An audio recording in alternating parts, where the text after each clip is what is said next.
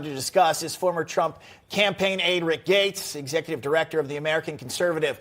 Curt Mills and Garrett Ventry is also back with us here in studio. Rick, let's start with you right now. The president's strategy, as we've been talking about, tax the rich, a talking point brought up so many times by Democrats and the left. Yet Americans, we know, they still can't afford to buy a home, afford the mortgages on a home here. What's your reaction to that? Rates, yeah.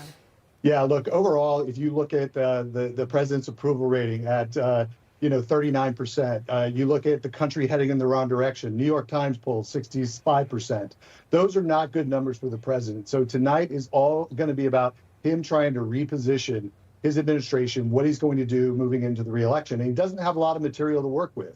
So you're going to see him blaming Republicans for the immigration crisis. You're going to see him saying that it's the wealthy's fault, for a lot of the economic problems that we have in this country. This is classic Democrat strategy of what they're going to do tonight. They're going to try to deceive and just manipulate the American public into believing that every single one of their woes is because of the Republicans, not Joe Biden.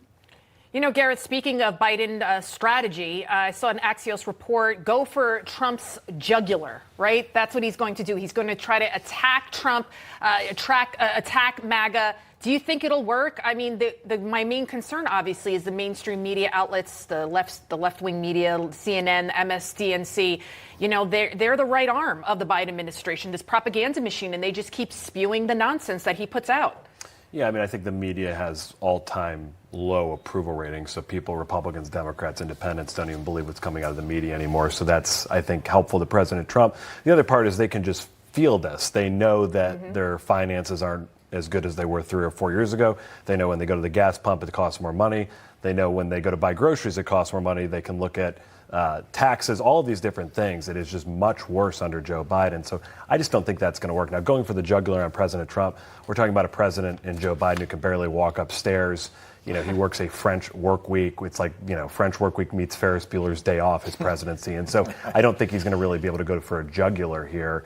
More and more people, Democrats are concerned about his age. Independents are concerned about his age. And the last thing I'll say is, you remember the Hur report, the DOJ essentially talking about the documents, which he completely botched really and had a lot of these things illegally when he was a senator. You're not supposed to take these things from a skiff. Right. They said he wouldn't be fit to even stand trial. His own DOJ elderly says man that. with a poor memory, right? So that's going to be tough. Not fit to go up there here. Curt, I want to talk about going for Trump's jugular here, but I think there's a good way for Trump to combat this. His record is 4 years as the president here. Talk about how he handled the border, foreign policy, inflation, the cost of living here.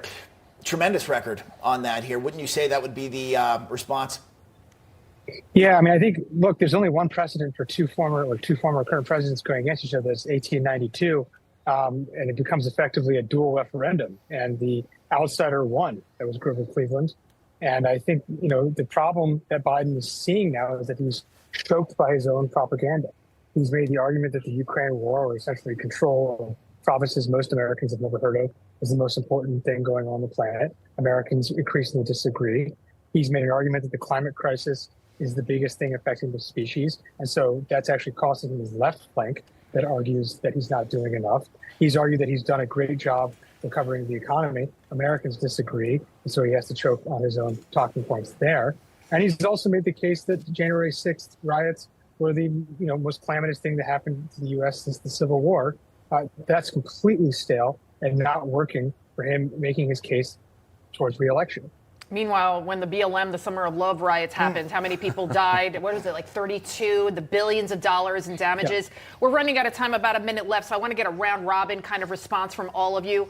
Do you think President Trump will end up debating President Biden? Trump took to Truth Social calling for a debate with Biden anytime, anywhere, any place. But, of course, the White House, they've been dodging the question. I don't think we have time to play the soundbite from Karine Jean-Pierre. So I'll start off with you, Rick Gates. What do you think? If they don't debate, this is unprecedented.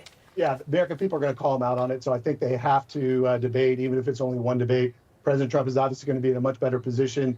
So I'm looking forward to it. I think, President Trump always likes to be on the attack. And watch tonight, by the way, he's supposed to do a line-by-line response. That's going to be very interesting if he does that. What about you, Garrett? You think it'll be a debate between the two? I don't think Biden will debate him. I think he's going to hide in the basement. It would be like a lion fighting a gazelle with two legs. It wouldn't even be fair. Trump would crush him. Oh, see, it would be really hard for him to do that. Curt, your take?